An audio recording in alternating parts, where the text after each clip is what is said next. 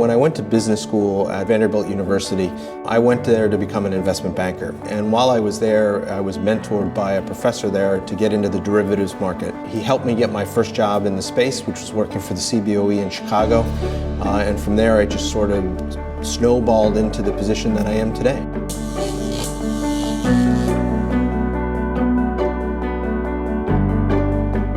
I arrived at Convergex in late 2013, right as the company was going through a regulatory settlement with the SEC. And what I found there was really a company that had great bones, great people, great technology, and great customer relationships. What excited me about that opportunity is I thought we could refashion that, refocus that, and drive that forward in a very effective manner.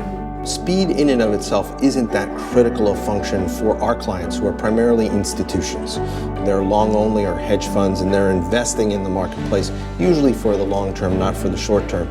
So their concern around speed is really being protected from the negative effects of fast-moving markets, being protected from latency arbitrage in the marketplace. So the things that we build around our algo execution and our ATSs are really designed to protect them from that.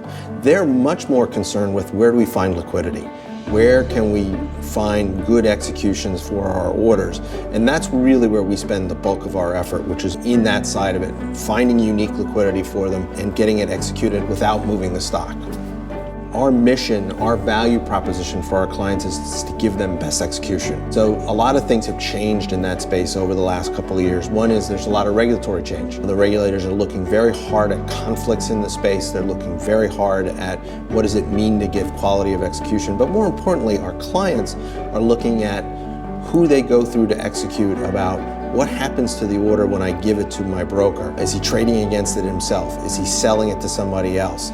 Is he telling me what's going on? What is he getting for that order? And so there's a lot of benefits, I think, for being in that agency space and providing that best execution for our clients. So the buy-side's view of the markets and how they've evolved over time has changed. And you can see that in certain things that they've invested in or they've supported. So the most obvious ones are, sort of the enthusiasm they have for IEX and the launch of IEX as an alternative platform to other execution venues. Their investment in Luminex, which is another off-exchange ATS supported only by the buy-side. So I think over time, they've become much more engaged at trying to work within the system and try to find the way to make this system work for their benefit.